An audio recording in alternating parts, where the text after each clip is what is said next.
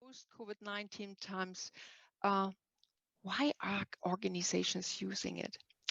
But well, we got here the chat here. In the meantime, we would like to discuss, and we were already asking you, what do you think are the most relevant success factors? And we would like to refer now to, I mean, there are a lot of success factors, but we picked out now and grabbed 9 critical success factors that we would like to share and discuss with you.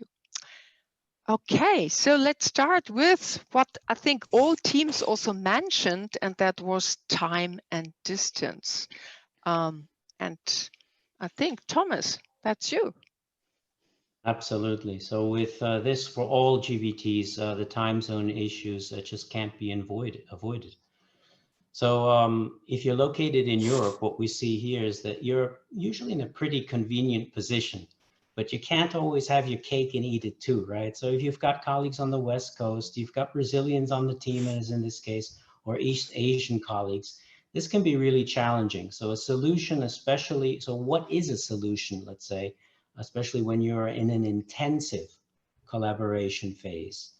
Well, we brought this out already in the breakout sessions. It's alternating times and showing flexibility. Usually has good results in practice. But you actually can go further, and this is what we want to do with the next slide. Something else works. And that's something that's sometimes overlooked. It has to do with empathy and using kind gestures. So here we have the example of PepsiCo, right? East Coast, some of you know where it is. Regular meetings, they were having regular meetings with their Japanese counterparts for a new marketing campaign. But for the Japanese team, these meetings were late in the evening. If you know the time spread, it's 14 hours time difference. So that's a lot. So you're having to bridge that gap. So one of the things you can do with empathy and showing kind gestures, at least it occurred to the US team. So what they did, this is their attempt, they ordered pizza from a nearby quality Italian restaurant to an office in Tokyo. And let the food be delivered to the team at the beginning of the meetings. Now, we can have disputes or talks about, you know, what is the level of what is the appropriate food and how you do the delivery and some of the details. But the gesture already alone that the team recognized the sacrifice made in Japan based on this time difference, what meant a lot and went a long way in creating some cohesion within the team and furthering the objectives of this project. So that's something you can do, and it just takes a little bit of creativity. It doesn't cost you that much if you start to think out of the box. Yeah, the next element is configuration. So what means configuration? And in our case, this is a medium-sized German hidden champion. And what is happening very, very often is, and we got this also in this case, that we have not only Marta from the headquarters, but also from the 2 other German sites. And so there is a really unfair dominance of the German team members here in this project. And that is what people are very sensitive about. So what we suggest is to have really a fair representation of all subsidiaries, and that makes us bringing to the power architecture here in this team. Yeah, so to better balance it out, that each and every team member is really representing the whole organization, and then you don't need people, particularly from in this case it's a German company, so many Germans here in the team. Which brings us to what is happening very often, particularly in medium-sized companies, when you talk about the different internationalization strategies, the relationship between the headquarter and the subsidiaries, that normally medium-sized companies, when they start in their internationalization process, they start with the ethnocentric approach. So ethnocentric means all the power to the headquarter, and the subsidiaries are really, just like satellites. So the idea is that the same organization structure, the same culture, the same methods, the same quality standards are taken. I mean, you can understand it, and it's understandable, but it means, on the other hand, that the people somehow do not feel really integrated. And as you see here, there are also other ways of dealing with subsidiaries, and that is something what we can see here. Looking more at, for example, the geocentric orientation, that would be something that could be really helpful for such an organization, in order also to take and bring in the best of the local subsidiaries. Gladly. On trust. So if we go to the next slide, we see really something that is sometimes hard to put in a few words. But what we've tried with this graphic is to visually give a representation of trust, which I'll talk about and identify in terms of characteristics in just a minute. But think about the way you understand trust. What studies have shown is there's a minimum level for effective cooperation and trust. And oftentimes in virtual teams, this decreases constantly. And you see that clearly. Physical kickoff, if you're lucky enough to have a physical kickoff, and then really a downward spiral, right, over time. And the studies are saying that with a physical meeting, if that's possible, you can bring back the level of trust to a higher level that goes above, again, the minimum level for effective cooperation. And in these days, we know that that's going to be quite hard. So a facilitated or specially designed virtual team building meeting at regular intervals becomes useful for our settings. And then if we talk about trust, there are many ways. We could talk about this for days. Of course, we have workshops on trust alone and do a lot of work with trust in companies. But these are some of the elements of trust: competency, right? Alignment, support, safety. Some of you know about psychological safety, inclusiveness, openness with information, which is of course impacted by geographic or national cultural issues, and then empowerment, the same caveat there. But these are things that are going on in virtual meetings right now that are impacting all of us. And it's useful to be aware of this minimum level of effective cooperation and what can be done. So I hand it over to you. Thank you. And I talk about technology. We had this already in a couple of breakout sessions, but I would like to introduce a phenomenon that a colleague of mine, Jutta Rump from University of Ludwigshafen, has found out now just recently. And there is a new phenomenon that she calls the Zoom fatigue.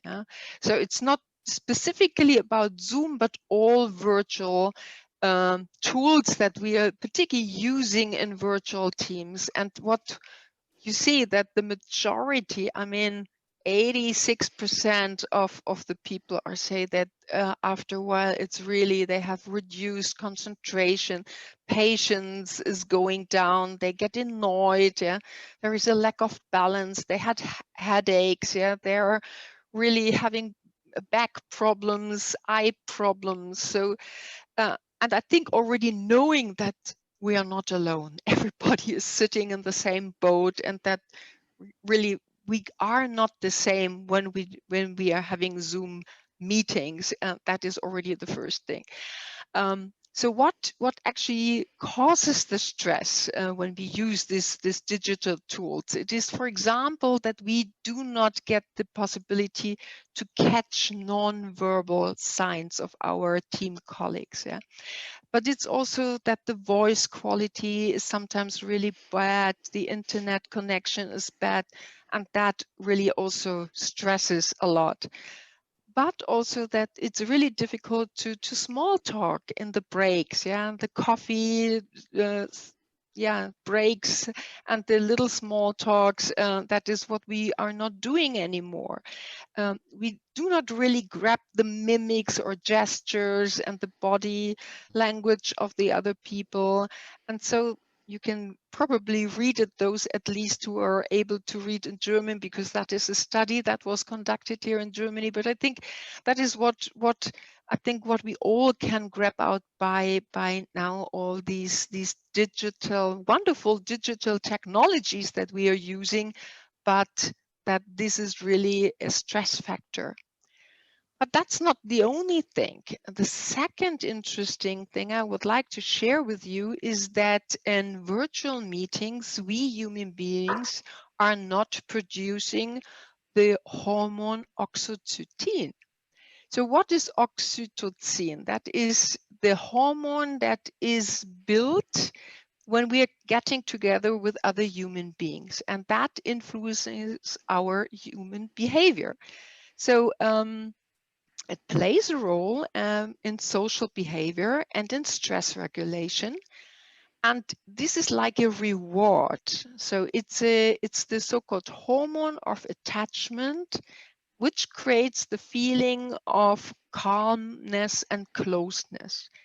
And now comes the thing, it's not produced when we human beings are meeting virtually.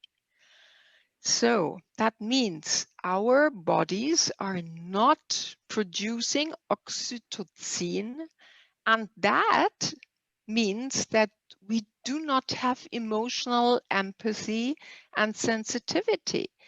And that is, I think, a very, very important also a phenomenon that we now know from science in order to understand with all of us what is happening. And maybe you have already observed, because since I know this, I'm observing this in myself, that my level of empathy is really reduced. And now I'm working proactively to fight against it. But I think the first step is to know that there is a physiological effect, and it's not the same when we're meeting virtually in comparison to physically. All right, now we're into conflict management. Basically, conflict is pre-programmed, we see in this environment. In GVTs, think about what's under the waterline is what we're showing here with the iceberg theory revised to GVTs. So we can see behavior on the top, right? That's something that we can observe what is being said, what people are doing, but the values, do we see what the values are? So it's something that we want to pay more attention to, especially in these GVT settings. And it has also something to do because it challenges our senses. So working virtually really means that we have to rely just on 2 of our 5 senses. So if we go on to the next slide, we can see that we're relying pretty much on what we see and what we hear. And yet, as Yvonne just pointed out, as humans, many of us get rich sensory input and actually emotional satisfaction when using the other senses. What are the other senses? Tasting, smelling, and touching. In Germany right now, cooking programs are skyrocketing. Everybody's talking about cooking. All right, so I can't get away from the people talking about cooking right now, but this makes sense. So something is lacking. So when we rely on just 2 of the 5 senses, we're actually very grateful for any insights we have about human behavior. And so a rule of thumb, I have a sales and business development background, in management and sales, is get as close as you can to the person when you're communicating. So what does that mean when we communicate in GVTs? As complexity increases, get personal. And so on the next slide, we see a nice visual representation of what that could mean, right? As we travel the continuum to high, starting out at low, we have emails, we have WhatsApp, we have chat. Is this context? Do we get contextual information from these mediums? No, not really, right? It's something sometimes done for expeditious purposes, right? That's why we use it. But as we travel this continuum, right, we eventually get to personal contact, which is now hindered by COVID-19. But that is our ultimate goal. And somewhere in between, we want to remember that we have telephone and FaceTime, right? And there are good reasons there why we want to try to limit our email and chat use when an issue becomes more complex. Think about personal contact, as close as you can get. In sales, you often close a deal on the phone. Of course, you have to do your homework. You do a lot of emailing and other things. But to close the deal, a lot of times, or high-level complex issues, who just met recently, von der Leyen and our friend Boris Johnson, they met in person in COVID. Why? We know why, right? So they were trying to deal with complex issues, and personal contact is the best if we can get it. Yeah, next topic, leadership. And when we talk about leadership, let's have a look at what's the difference between so-called homogeneous, so monocultural teams. So these are average performance. So if you have a homogeneous team out of people just from one nationality with the same background, the same, for example, engineering or IT background, so they will be average performing. But now that we're talking about diverse teams, the majority of diverse teams, unfortunately, we have to say so, is not performing as good as homogeneous teams. But now comes the but. And the but is the real high performance teams are also the diverse, culturally diverse teams. So, but what makes the difference? The good leadership. Yeah, so it takes a lot of time and it takes a lot of really talking and defining what do we want to achieve and explaining and our working styles, our different values and so on. But when this is the case, then the diverse teams are the high performance teams.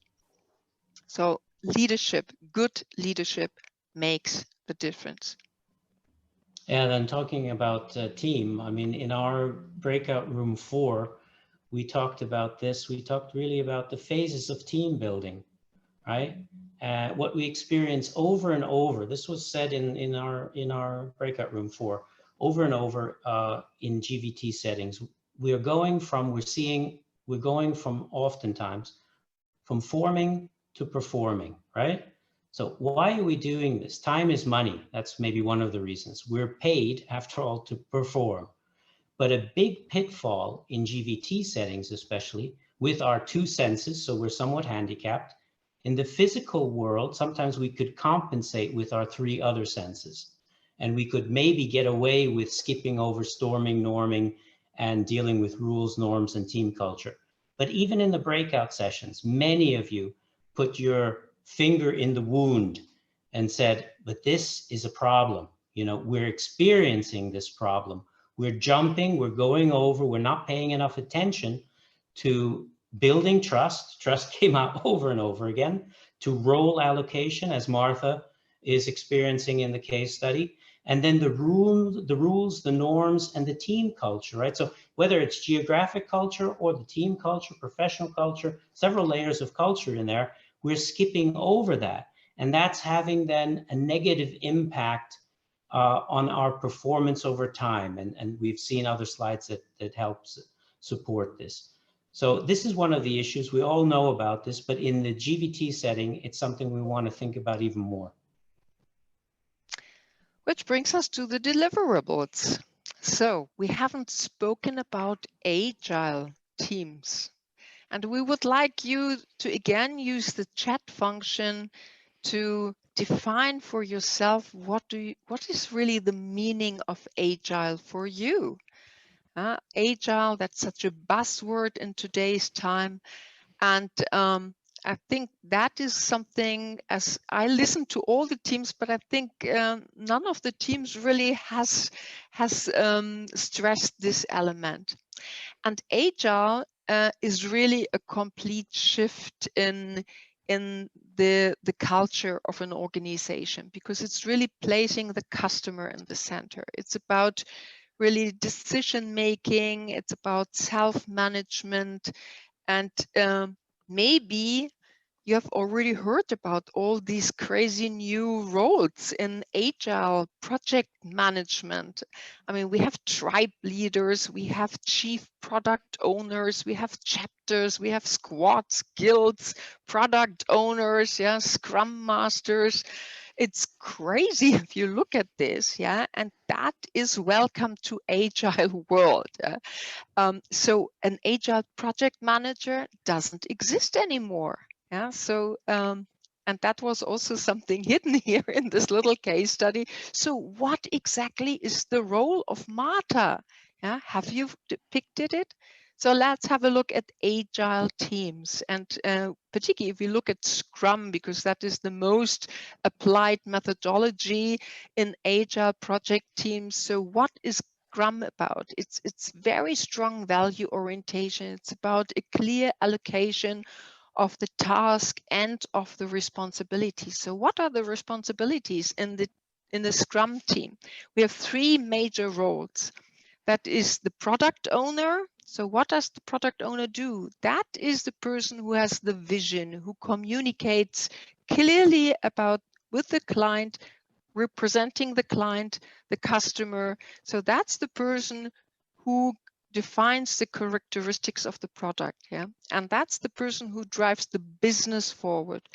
In comparison to the Scrum Master, that is the facilitator, yeah, that is the person who drives the process forward.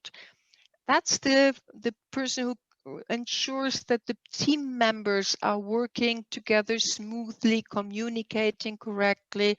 So that is the team facilitator. And then we have the developers, the team members, and they are responsible for delivering the product. So programming, and they have to keep the responsibilities, the agreements that they promised to the product owner. So what's Martha's role here? Big question mark. Let's have a look here how agile organizational structures, for example, this is a model here from Spotify, how this looks like. Yeah. So we have here the tribes with the product owners, and then with the team members, and then for a specific new product development, then specific guilds are built here between the different chapters. So they're self-managed, they're very democratic in their decision-making processes, they're flat, they have no hierarchies. So it's a real complete different mindset that we are having in pure agile organizations. And that's, I think, what also, what probably is not really clear here in our specific project team that we are having here. So let's come to the last element, Thomas, and that is culture and diversity. Definitely. Yeah, so now we're going to bring up the dirty word culture, which we can't avoid, right? So culture in business is useful, and we learn our values mainly in our early years, right? So values are strongly felt preferences, often expressed in terms of opposites, desirable versus undesirable, as an example. So it's hard to change your values when you're looking at this representation because they're so deep. We learn them very early on. And often we cannot even express our values. So that makes it hard to communicate. On the other hand, practices, upper left-hand side, are learned later in life, right? And are easier to change and are more dynamic. So in the workplace, we're more familiar with the practice. It tends to be the focus, even if they are referred to as values. So on the next slide, we use the onion basically to represent culture, and we say that the outer layers are easier to observe and change, right? But when we refer to geographic, sometimes called national culture, we're talking about values that we were raised with in our formative years. So it is harder and more difficult. They're slower to change. The outer layers, as we said, in organizational culture are more dynamic and allow for more change and adaptation. So that's something that we want to consider perhaps also in our case that we're looking at. And now what I'm going to attempt to do, I'm going over into something that normally takes 3 hours to explain, but we're going to do it in 3 minutes. So in this period, we see at the base things that are common, of course, to mankind, like the need to eat or to find food or shelter. And then the second layer is one of the things we want to focus a little bit of attention on. And those are the various layers of culture, and many, many groups make up cultures. So culture is actually a tricky word. So one of the things we want to do when we use that word and think about this concept is avoid things like never and always in our cultural work. So we do think in terms of a Gaussian curve, and by using flexible hypotheses, we can test and amend, you know, our interpretations. And then at the very top, of course, is personality and the individual. We're all unique, but cultural influences more of our behavior than we're typically aware of. And so with that, we want to go on to the next slide. And here we jump into, or let me point out, remember we saw in the onion that values were at the core. So here we're talking about values, and we're comparing cultures around the world at a national level. And in this first dimension, we're talking about how they differ with respect to power. With 50 years of research, Professor Hofstede has created valuable, validated data for us to use. So as a result, we have strong correlations based on value preferences along 6 different cultural dimensions. This is the first one. I've plotted some countries. They're of use to us also in the case study on a scale of 0 on the left to 100, right, on the right.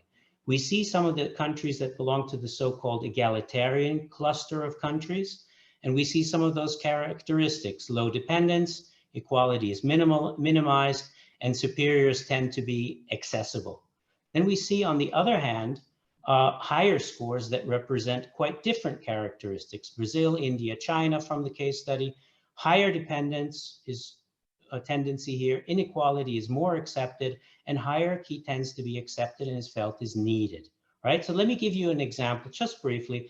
One of my clients, Skoda, in China used a hierarchical meeting or meetings to move agendas forward. So for the 9 Chinese at the table, this preference caused quite a lot of discomfort, to be quite honest, that some of the decisions needed to be done through the Communist Party. Yet much of the world feels very comfortable, or feels comfortable enough, with unequal power relationships. And what I want to point out maybe at this point already is that score differences of 12 points or more are significant between countries. So we want to pay attention to that. Then if we jump into the next dimension of Hofstede's dimensions, we're talking about something called the relationship to the group, right? So again, on this scale from 0 to 100, there's a preference for collectivism on the left and individualism, let's say, on the right. So what does that mean? If we look at the left, in more collectivistic countries, you tend to find, and you see some examples that are also related to the case study, communication tends to be more indirect, it's implicit, it's context driven. Relationships also tend to be more important here. Before you focus on tasks, it's very smart to have an investment in the relationships. There's more consideration given to we, face saving and other things. Polychronomic time is quite typical here. That means we can juggle several things at the same time. Now contrast that to what's going on with our other countries in our case study, right? Just take Germany, the UK, and the US. Communication tends to be more direct. You can focus on tasks pretty early on. It's not hard to do. Relationships are helpful. No one is against relationships, but they're not necessarily essential to achieve these tasks. And then you have the issue of I. So look at 91. That's the United States. I'm from the United States. I can't get away from it. So we focus a little bit on ourselves, you know, and this has implications in terms of how things are done. Then you have monochronomic time, which means we handle one thing after another, right? So we're not as good sometimes at juggling several things, answering the phone, doing something with your hand, and another task at the same time. And we find that in polychromic cultures quite often. So what I wanted to say is, in addition to maybe give you an example, and that has to do in an agile context of explicitly calling out mistakes in an agile team, right? In order to iterate quickly. So it's like the members of a team on the right. So think of the members of the team on the right. They'll probably have to exert less effort in this way. And yet On the left, team members from China and India, perhaps, relationships may play a more significant role and can impact this communication. So sometimes this means that I'll deliver a message for indicating mistakes in a different way, which could be more indirectly, by analogy, or by way of proxy. So I'm sorry that it's very condensed, but I think that gives us a short overview. Now let's look at these two dimensions side by side, okay? And we see that there's the so-called hierarchical cluster of countries and the egalitarian country values are crossed.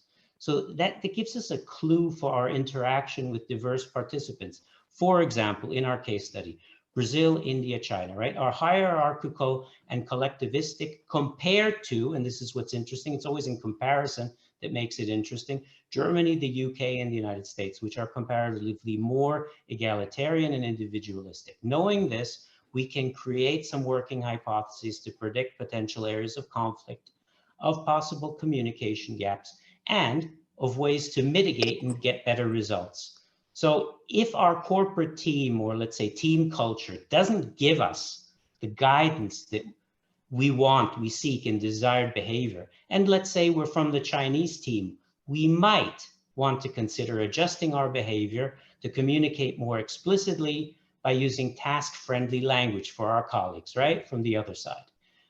Furthermore, the British team could discreetly think or note some potential hierarchical issues impacting Chinese team members and astutely informing the team about implications and constructive ways forward. So that's the summary and the takeaway from just two dimensions on cultural scale of 6. Well, but culture and diversity has more than just national culture, and that's what I would like to focus on. Because Marta is, with her 30 years, a typical representative of the Generation Y. So Generation Y, and now we also have some studies about Generation Y. They're a little bit different than, for example, Generation X people.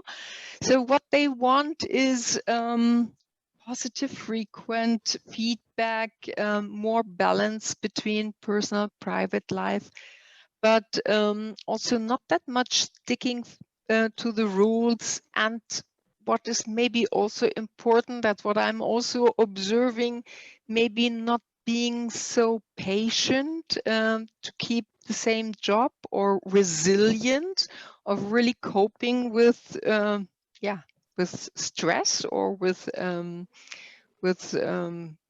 negative environment. So that is something we might also bear in mind when we talk about this case and Marta. And finally, to make it round, it's not only that she's a representative of Generation Y, she's also a woman. And female leadership, we have a little bit of research already about female leadership, and a couple of findings that you might already have known or maybe not. For example, did you know that people expect better results when a male leader is delegating tasks to the employees than when a female leader does it? Wow, I mean, that is something that all, I think, we should bear in mind. Another finding here is that successful women in male professional fields seem less likable. And to be likable is an important prerequisite for careers. And a third finding, that women who act independent, dominant, and confident, and goal-oriented are judged to be socially incompetent, whereas men who exhibit the same behaviors are not judged to be socially incompetent. So these are findings that we know from research that, again, we should bear in our minds when we again now take all the findings now that we put together. And now we would like you to go back in our breakout sessions and to rethink the case again. And maybe you want to add new causes to the problem that Martha is experiencing. And what we now would like you to discuss quickly is imagine you were a good friend or a mentor of Martha.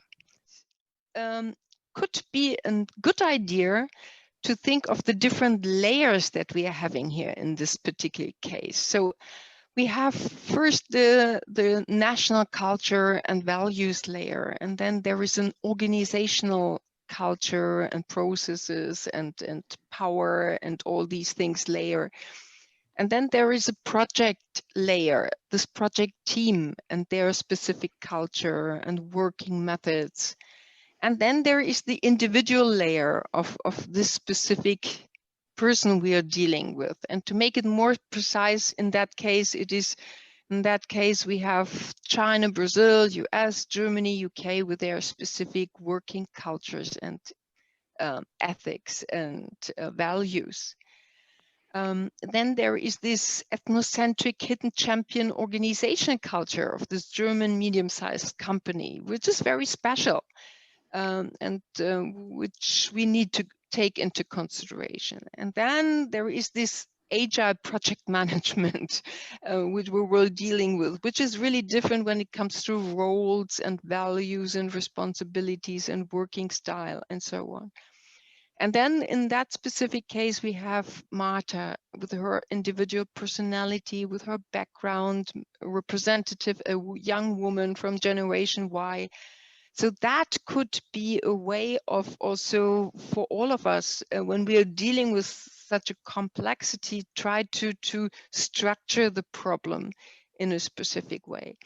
And something I would like to share with you is a template that I developed because I think this is really helpful. It's for self-coaching. So because you not always have the time and the possibility to hire a coach in such a situation, and sometimes you even don't have the idea. Maybe a coach could help me now. And so for this reason, I developed this self-coaching tool, which I'm always giving my students for these cases. Yeah. So think of what could you do? What are your possible actions that you could do? And then think about what would happen. Yeah. So evaluate the action and foresee the consequences. What could happen? And then give yourself a recommendation. So how could this look like? Yeah. If you, for example, start, okay, she could maybe ask the whole team and find out what do they really want. But maybe then the people would say, why should I now say something in the meeting, or why all of a sudden? And maybe nobody would say anything, and therefore the recommendation would be no, don't do it. But in comparison to that, if she talks then, and that's what also you all recommended, that she now takes the phone and has an individual chat, a telephone call with each and every team member and find out really what they need and want and what their expectation is and what is really, then I think that could really, really help her. That the people understand, and then the recommendation would be, okay, yes, do it, because that is a pretty good tool. And in that way, yeah, and you will see that at the very beginning, you maybe have only 2 or 3 ideas, and then this is coming because this is an ongoing list. So that is what Thomas and I would like to give to you, this template for self-coaching. And finally, Thomas, please. Yeah, I mean, we've come up, or you have come up with quite a lot on your own. So this is just maybe to summarize. We're assuming here that in the case, it's not a dysfunctional situation, right? Okay. So in that case, in Agile, maybe there are ways to create, for Martha to create social bonding. And it's always going to be relevant to your particular circumstances. So think about, or we invite you to think about engaging more, right? So you brought this up several times, taking more time to reflect, even if it's in the chat. sometimes I found in certain parts of the world, anonymous chat, if there's enough discipline in the group, can be quite useful to get some things out that otherwise wouldn't be said. And again, we're in an agile environment, so communication is very, very important, to be as forthright and as transparent as you possibly can in an agile environment. You may want, and we brought this out, I think, several times, consider using a facilitator or a moderator to focus specifically on the communication issues. They're highly competent people here in their functional areas. They may not be communication experts. To actually put that hat on them in addition, or just Martha, the communication expert, in addition to her project management responsibilities and agile responsibilities, is a lot to ask. So sometimes, especially when we saw the trust curves, think about getting an external facilitator or an internal facilitator, but an other person to be able to help on these communication issues. And think about some time to socialize and bond. Just a few ideas. It was mentioned by several of you. You can begin early with music. This is what some groups are doing. You find some pleasant music to people. You moderate on a light topic. It could be about a movie. It could be about food. It could be about traditions. Also consider maybe more breakout rooms in smaller groups, 5 or less, to get that personal touch going where people see themselves. I had business partners who reduced culture to it's only about my individual relationships with the bosses. Well, that's going a little bit too far. But when you have small groups, you have a better chance to understand your counterparts. Share something unique potentially about how things are done in your part of the world to create some cross-cultural awareness or sensibilities about what's going on where you're located. And then finally, if you're not doing it already, consider the value in your circumstances of psychological safety, which is nothing less than a belief that one will not be punished or humiliated for speaking up with ideas, questions, or concerns, or making mistakes. So this is a lot to ask in some groups, but think about it as it applies to your circumstances. That's the summary. That's the summary.